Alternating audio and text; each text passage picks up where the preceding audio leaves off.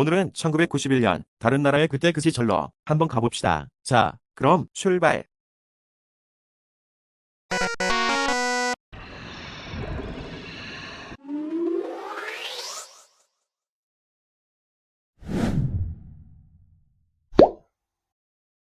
마이클 조던, 시카고 불스 창단 첫 우승.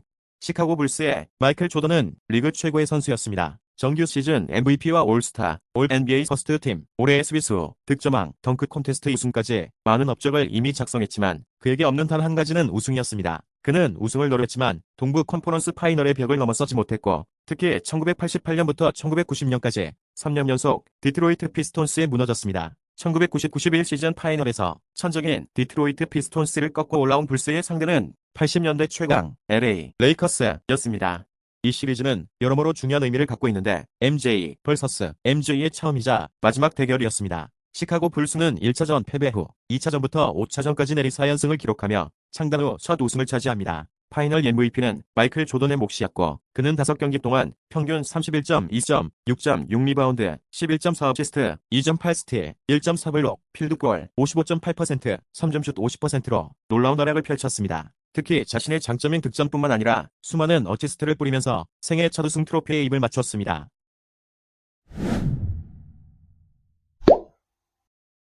터미네이터 2, 심판의 날. 터미네이터 시리즈의 두 번째 작품으로 미국에서 같은 해 7월 3일 개봉한 SF 액션 영화입니다. 아놀드 슈워제네거, 린다 해밀턴, 에드워드 펄롱 등이 주연을 맡고 제임스 카메론이 연출하였습니다. 전편에 이어 미래에서 온 기계와 인간의 추격전을 그린 작품으로 전편보다 나은 속편 없다라는 할리우드 공식을 완전히 깨부순 작품입니다. 터미네이터 시리즈 최고의 걸작으로 가장 많이 손꼽히는 작품이며 그 명성에 걸맞게 연출, 액션, 캐릭터, 스토리, 음악 등 여러 분야에서 시대를 앞서가는 퀄리티를 보여줬습니다. 이 영화는 CG의 위력을 본격적으로 관객들에게 각인시켰던 작품 후 헐리우드 특수효과의 패러다임은 완전히 아날로그에서 CG로 바뀌었다고 평가됩니다. 지금도 잊혀지지 않는 명장면은 티천이 철장을 통과하는 장면, 트럭을 몰고 어린 존 코너를 쫓는 티천의 추격전, 도망갈 사라 코너와 존 코너를 쫓아가려고 헬기 안으로 들어가는 액체 로봇 티천. 뭐니뭐니 해도 T-800이 엄지손가락을 치켜 세우며 용광로로 들어가는 장면은 지금도 잊혀지지 않는 최고의 명장면입니다.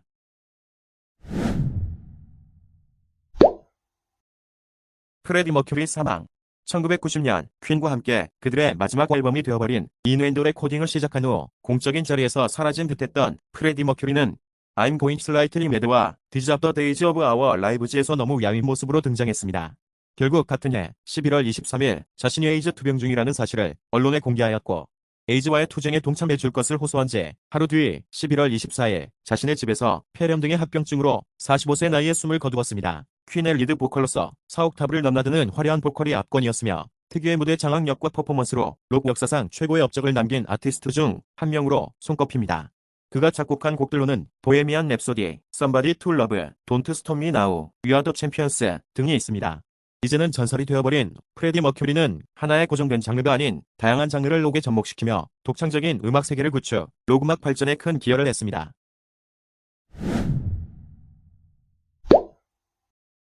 마이클 잭슨, 덴저러스 앨범 발매. 11월 26일에 발매된 마이클 잭슨의 8번째 정규 앨범이자 성인 이후에 발매된 4번째 앨범입니다. 마이클 잭슨의 신화를 상징하는 앨범 중 하나이며 다채로운 수록곡의 향연과 대곡 지향적 프로듀싱을 통해 예술 세계의 정점을 기록했다고 평가받는 위대한 앨범 중 하나입니다. 수록곡 블랙 스원 화이트가 빌보드 한 107주간 1위를 기록했으며 뮤직비디오는 2시간 동안 5억 명이 시청하여 뮤직비디오 역사상 가장 많은 TV 시청 기록으로 기네스 세계 기록에 등재되었습니다. 이 앨범은 마이클 잭슨의 모든 앨범 중에서도 록 텐션이 제일 강한 앨범이었고 백그라운드 사운드 면에서는 30년이 지난 지금에도 높은 평가를 받고 있을 정도로 우수한 퀄리티를 자랑하며 주제도 사랑, 인종, 평화 문제, 언론에 대한 비판 등 많은 음유성을 가지고 있었습니다. 빌보드 200의 4주간 1위에 올랐고 빌보드 R&B 앨범 차트에서는 12주간 1위를 기록했습니다. 총 10개국에서 앨범 차트 1위를 차지했으며 영국 차트에서 신기록을 세웠는데 7개의 싱글이 모두 탑10에 진입하였습니다. 미국에서 800만 장, 영국에서 200만 장 등 세계적으로 약 3,200만 장의 판매고를 올렸습니다.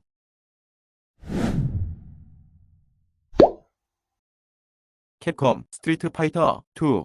일본의 게임 개발사인 캡콤에서 제작하여 3월 7일 가동된 대전 격투 게임이자 스트리트 파이터 시리즈의 두 번째 작품으로 부제는 더 월드 워리어입니다.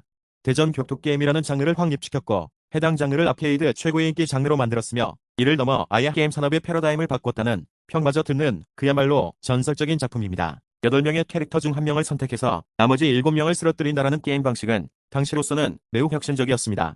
캐릭터가 각자의 독특한 기술을 이용해 1대1 대결을 펼친다는 내용인 만큼 각 캐릭터마다 외로와 기술 면에서 차별화가 되는 독특한 개성을 부여하였으며 이는 상당히 성공적이었습니다.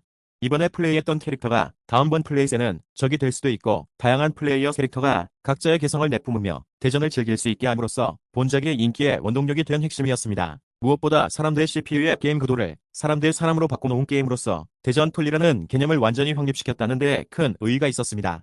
단지 인게임 하나로 인해 전 세계 대부분의 게임 회사가 너도 나도 대전 격투 게임을 만들어대는 현상까지 발생했으며 그걸로 끝도 아니고 심지어는 영화 제작자나 만화가까지 이 작품의 캐릭터를 등장시키는 현상마저 발생했습니다. 이 게임이 있었기에 아랑전설 시리즈, 용호의 건 시리즈, 더 킹 오브 파이터즈 시리즈, 철권 시리즈 등과 같은 분류의 명작급 게임들이 태어날 수 있었다고 해도 과언이 아닙니다.